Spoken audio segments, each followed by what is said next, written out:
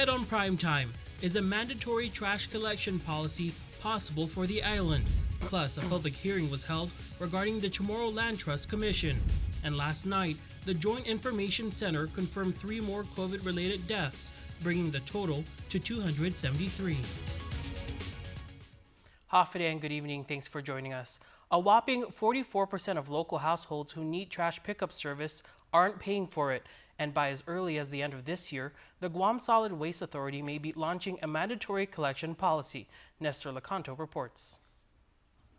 The governor has mentioned the plan before, and during his reappointment confirmation hearing before the legislature, GSWA Chairman Andrew Gale mentioned it again. This is where we would mandate solid waste fees and collection from all island residents who are eligible to receive service from the Guam Solid Waste Authority. GSWA's commercial revenues have slumped since the pandemic as fewer businesses are creating less trash. To stave off a potential rate increase, Gale says the governor has chosen to provide GSWA with some $5 million in American Rescue Plan funding for fiscal years 22 and 23. Meanwhile, GSWA believes that while they have 21,000 paying customers, there's an estimated 17,000 households that are avoiding trash fees. We think the largest percentage of municipal solid waste from those other 17,000 residents comes from a technique called piggybacking. What piggybacking means is they take their residential trash and put it in someone else's bin. Right? You might have one household that might share 2 bins. Gale says, according to their consultant, of the 60 or so jurisdictions they studied, Guam is one of only 2 that does not charge a mandatory residential fee for trash pickup. Concept that we're talking about is spreading out that cost among the entire community. Municipal solid waste collection is a sanitary issue, and we need to be able to collect and properly dispose of that solid waste for a healthy environment for us and all of our residents here on Guam. But officials are expecting some pushback. As one senator put it, $30 may be a lot of money for a lot of people. Gale says the governor's office is also concerned about those who can't afford it, and they're working on establishing a lifeline service. He says the administration may be announcing the plan within the next month or 2.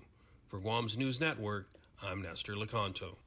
And it's another step forward in finally getting more people land under the Chamorro Land Trust Act. Senators held a public hearing on Speaker Therese Terlahi's bill to adopt amended rules and regulations to ensure the CLTC complies with a settlement agreement with the U.S. Justice Department. Here's more.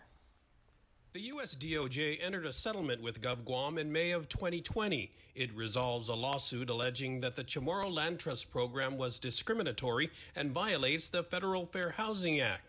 But Guam successfully argued that it actually expanded eligibility. Speaker Therese Terlahi's bill moves the program forward with amended rules and regs. The Commission found that the proposed modifications or amendments to the Chamorro Land Trust Act and the rules and regulations of the Chamorro Land Trust Commission would more clearly demonstrate that the Chamorro Land Trust program is a land restoration program meant to rectify the unjust taking of Chamorro homelands by the United States federal government between 1898 and 1968. But attorney Mike Phillips, who worked with the Attorney General on the settlement case, wanted to make one point clear, that the onus is on the commission and not the claimant. The moment you are able to show or share that your dad or your mom or your grandfather came from Sumai, you're automatically qualified. Automatically, because they took all of Sumai. That's the way it's supposed to be. And acting CLTC Director Angela Camacho says that's what they're trying to do. As much as possible, we really try to show it through documentation, but there is that attestation where they could just say that this is where their family lived and this is who lived there. And it's creating conversations within families. I noticed where there's this discussion about,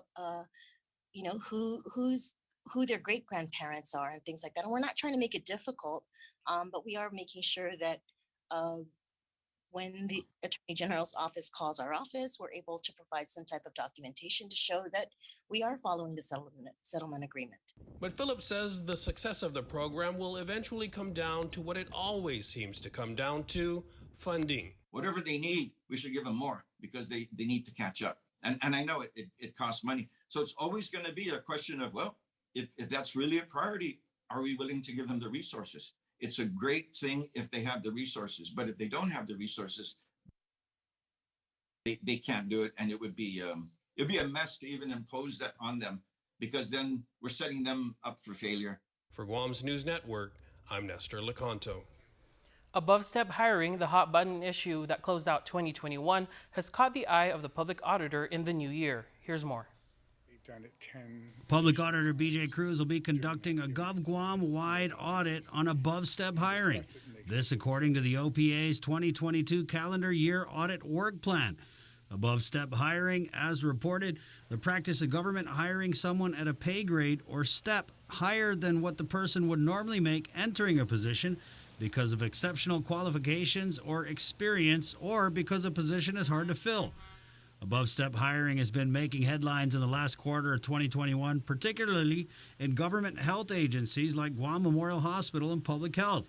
And while GovGuam officials have said it's a valuable tool to recruit hard-to-fill positions, senators have found supporting justifications for above-step hires lacking. When you depart from that merit system, or you do above step recruitments, then it is sometimes results in morale issues for the rest of the government employees who've been working in that agency for a while and believe they are also qualified and should be equally eligible for those positions. The Guam Memorial Hospital was the subject of an oversight hearing on above-step hiring, and it was revealed that GMH's Hospital and Communications Marketing Director was recruited above-step twice in the same year.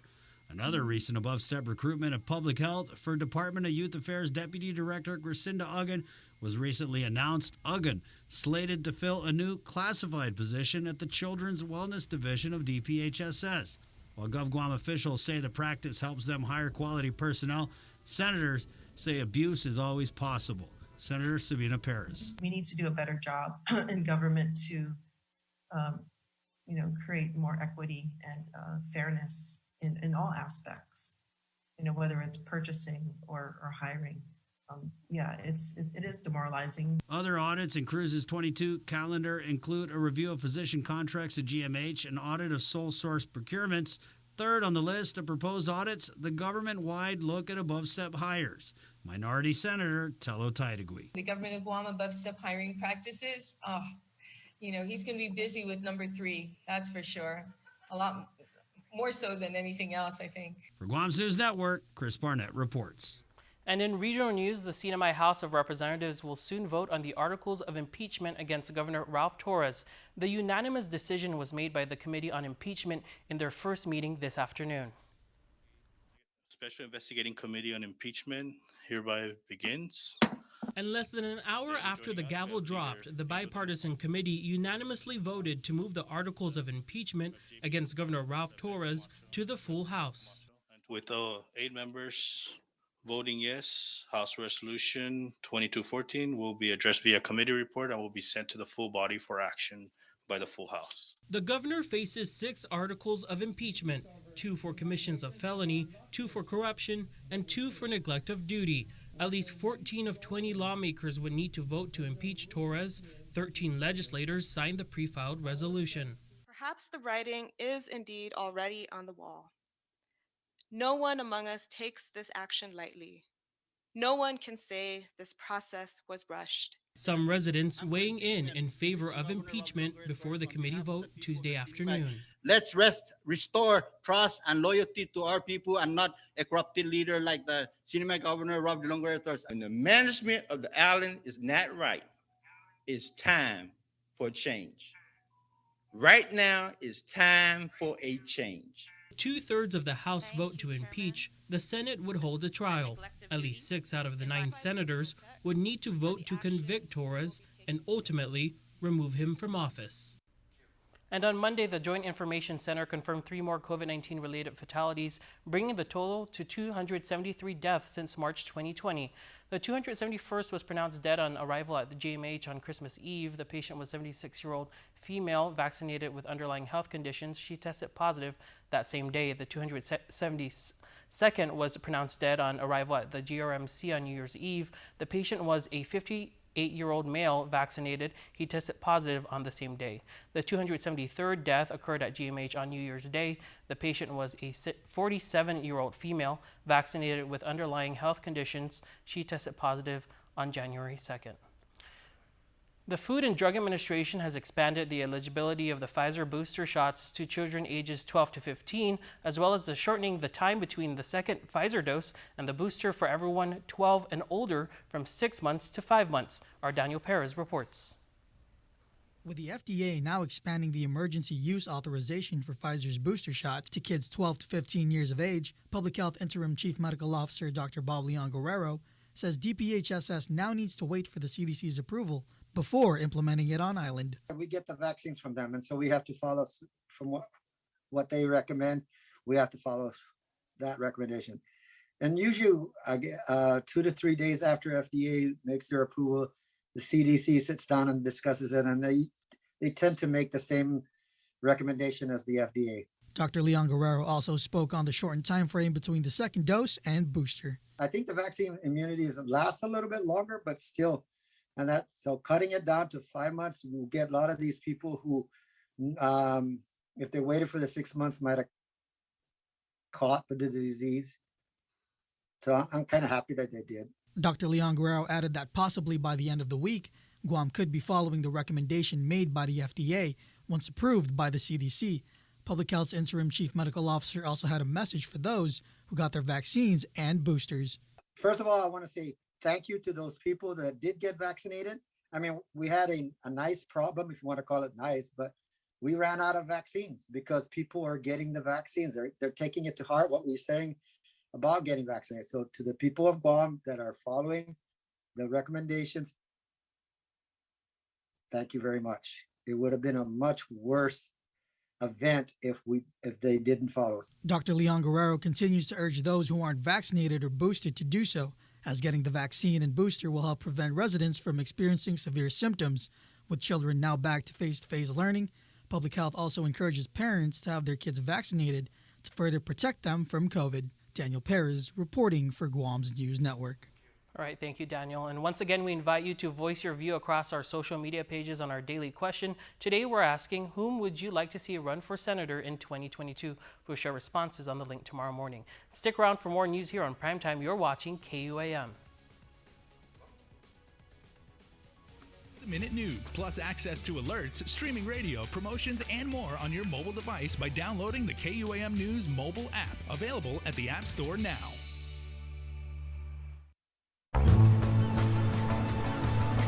Beautiful. It is, right, baby?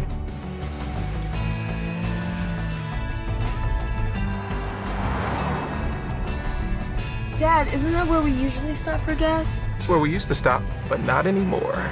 But isn't that the place with the milkshakes?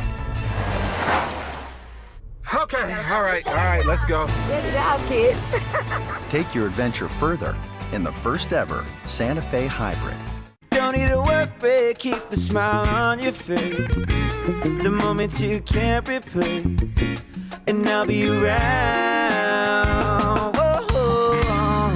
You can count on me. You can count on me for life. Wherever life takes you, we're always here for you. Calvo's Insurance. Count on us for life. Let us know what's up on our KUAM News WhatsApp tip line at 671-727-0094. Share information about what's happening in your town, on Guam or the CNMI, and what you want us to know. Reach us on WhatsApp at 671-727-0094. Welcome back. The Guam Department of Education welcomed back both online and face-to-face students from the Christmas break Monday.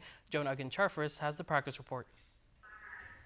It was back to school from Christmas break for some 26,000 Guam Department of Education students Monday.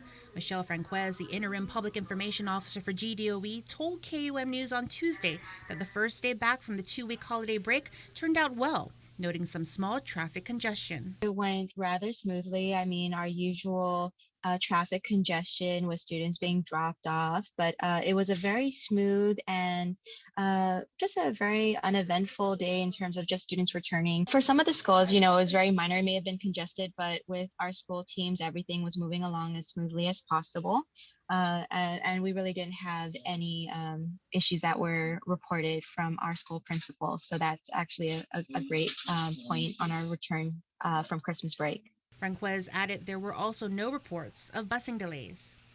About 24,000 students returned to all 41 GDOE school campuses, while the rest resumed classes remotely.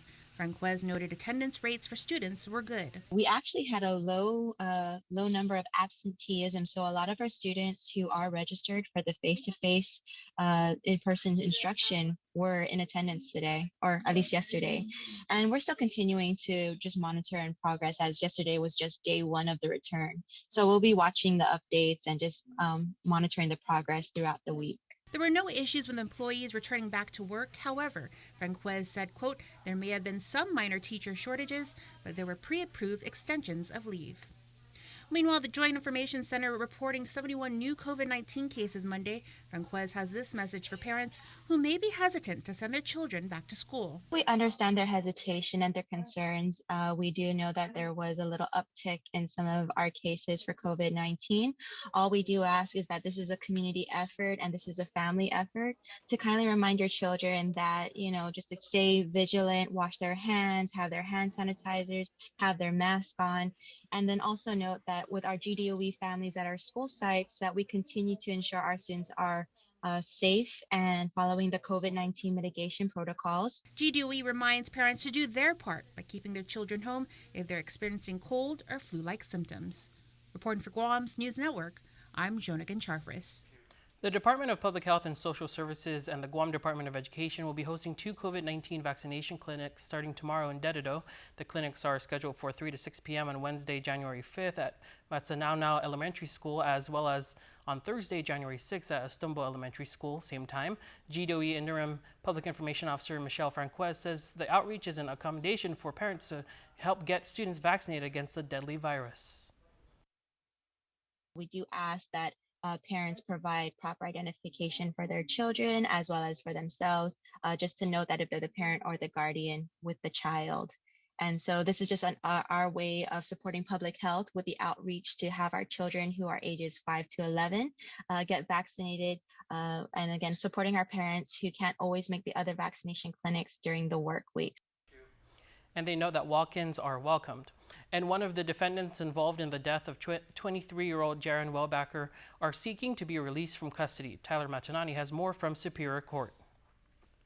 22-year-old murder defendant John Maliaga appeared in local court for a motion hearing today to be released from jail and be placed on electronic monitoring. He, along with his co-defendant, 31-year-old Fiata Guluia Aki, were indicted in October of last year following an altercation that occurred outside a Tamuning restaurant that claimed the life of 23-year-old Jaron Wellbacker. Maliaga's attorney, Pete Santos, suggested that Maliaga's participation in the event were minimal, and that upon research and investigation, the government, at best, has a misdemeanor case.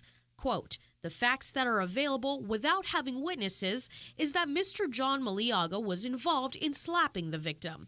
There were other people that assaulted him, and these are confirmed by the government witnesses. He continued, he was reacting to a commotion that he saw, and he was not the instigator. He doesn't pose a threat to anyone, or the victim's family, or the public at large. He also noted that Maliaga has no criminal history. Prosecuting attorney Rochelle Canto, however, disagreed and argued that the government has video along with Maliaga's testimony that will show that he not only struck Wellbacker, but continued to strike him after he fell to the ground. The government asserted that Maliaga faces severe charges in the case and asked the court that he be placed not only on electronic monitoring, but also have third-party custodians if he were to be released. Magistrate Judge Jonathan Kwan noted the two parties' proposals and ultimately hotly sided with the government, taking into consideration that Muliaga has only been on Guam for 2 years. The 22-year-old faces murder, aggravated assault, and 2 counts of assault, while Akif faces manslaughter and aggravated assault. The hearing was continued to January 13 at 10 a.m., during which the proposed third-party custodians are to be present in court. Reporting for Guam's News Network, I'm Tyler Matanani.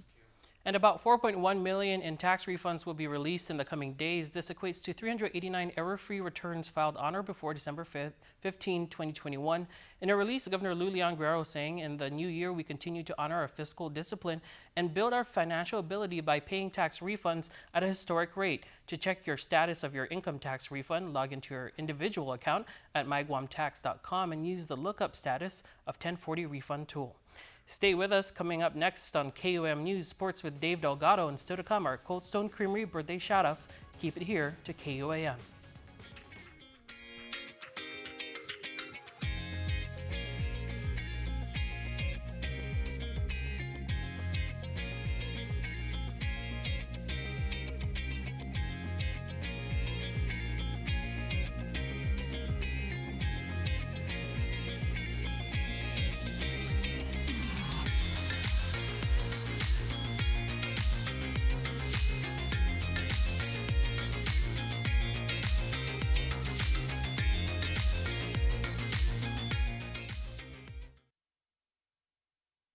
Half a day.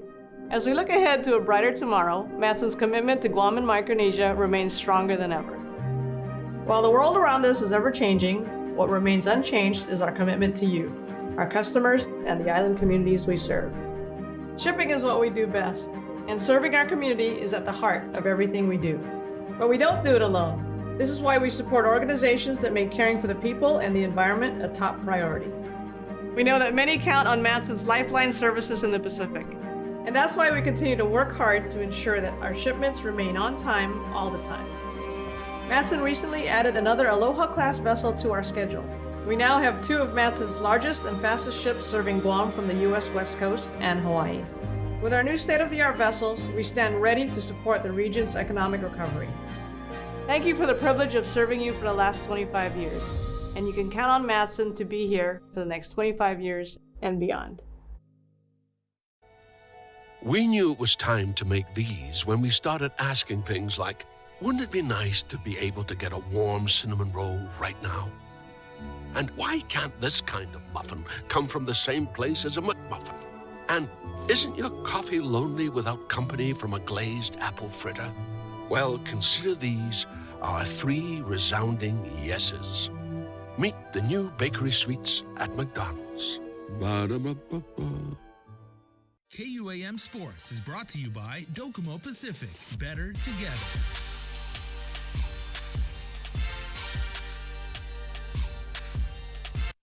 Academy Cougars basketball player Mia Taitano made it official by signing her letter of intent to play basketball for Vanguard University. Mia signed at the school's campus in front of her parents, coaches, and teammates. Being able to sign now is really a blessing because I don't really have to worry about whether or how my future looks, but it does give me the motivation to continue to work hard knowing what's next. My parents made a lot of sacrifices for me to go out there, and they always push me to dream big and don't sell myself short. Now for some McDonald's High School Basketball Classic highlights from the jungle. Islanders player Mark Morales drains the corner 3. Guam High down 31-27 at the half. Trayden Rosario cross-court pass to Cameron Brantley. Brantley goes through the lane for 2 of his 12 points here. Guam High trying to avoid the backcourt violation. Steal by Hendrix De Fiesta, who drives and gets the left-handed finish to go for 2 points. Panthers make it a game as time was winding down. Rosario off on the shot. Teammate Martin Walker crashes the boards and takes it right back up for the putback. Kyle Watanabe with the score off the steal. JFK started to press up on the Panthers ball handlers. Kirsten Guzman with the assist to Zapanta for the go-ahead 3. Another costly turnover by the Panthers. Justin Lazama regains possession and finds Di Fiesta, who gets the ball poked away. Carl Vinca at the right place at the right time. Vinca scored 10 points. Islanders won 60-58. ITNE, KUAM Sports, and Clutch will be hosting the Rising Stars high school football game this Sunday, January 9th at the GW Field. Before that game, there will be a youth football clinic from 12 to 4 in the afternoon for kids ages 10 to 14 years old. Check out guamtime.net to register. Participants will take part in football drills and skills workouts. To finish up the day, players will be split into teams and hit the field for some flag football games. Coaches from the Guam National Youth Football Federation will be on the field helping the young athletes sharpen up their game. KUAM Sports is brought to you by Docomo Pacific. Better together.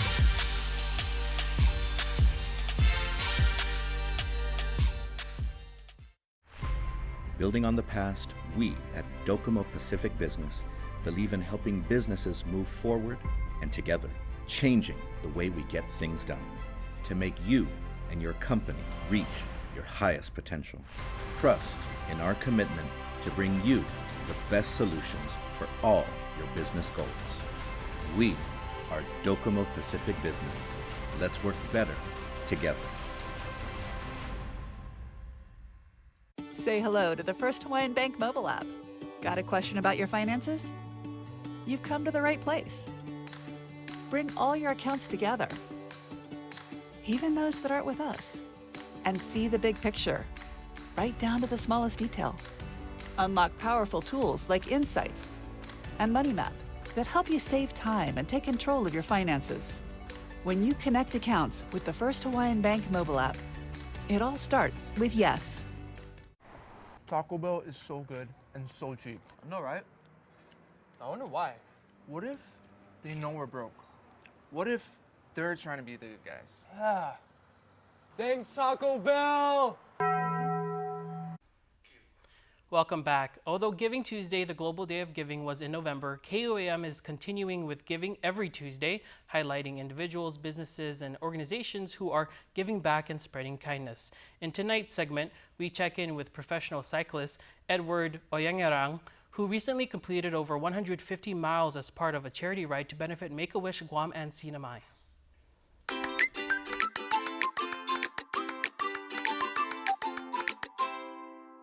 I woke up bright and early, about 3:30 a.m., got all my gear together, started the ride from actually my house in Talafofo, and rode from Talafofo down to Agana Shopping Center and was there by 5:30 in the morning.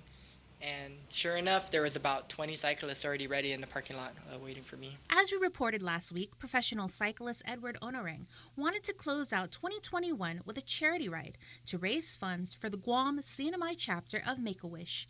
For the last weeks of December, Onorang called upon the community to make donations via PayPal, and in turn, he would trek 150 miles around the island on New Year's Eve. And on Monday, he presented a check to Make-A-Wish for $1,100. Make-A-Wish President and CEO for Guam and the CNMI, Eric Tidinko, who also participated in the ride, said he was overwhelmed by such a gesture. Our organization exists because of the generosity of the community, so any sort of fundraising that we can accomplish locally, we're so appreciative of it. So I was definitely quite pleased to hear about that. Excited too. Funds raised will help Make-A-Wish continue its mission in granting wishes for children who are critically ill in Guam and the CNMI. And for that, Onorang is truly grateful. Thank you, everyone, so much for your donations, for your motivation, for joining me on the ride. None of this would have been able to be completed without, the whole community.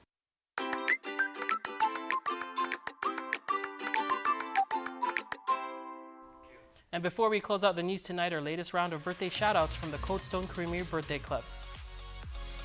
Happy birthday on January 4th to Thomas Calvo, who celebrates birthday number 9 this year. Happy birthday to you from your family and friends. Happy birthday number 16 to Ramon J. Nedadog Bernardo. Happy birthday, you've grown into a strong, smart, independent young man. We hope you enjoy your special day, and happy birthday once again with lots of love and happiness always. Say Mom and the familias, multiple, and they stay safe. And Gavin, we wish you a happy birthday.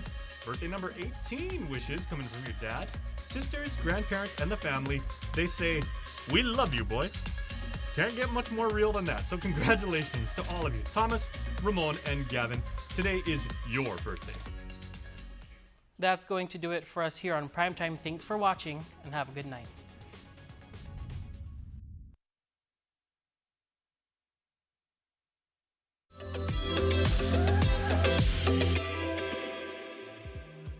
Hello and half a day, everybody. I'm Jason Salas, and welcome to Health, Home, and Lifestyle right here on KUAM. We have a bunch of different segments that you are really going to love and you're going to find interesting because we are doing everything we can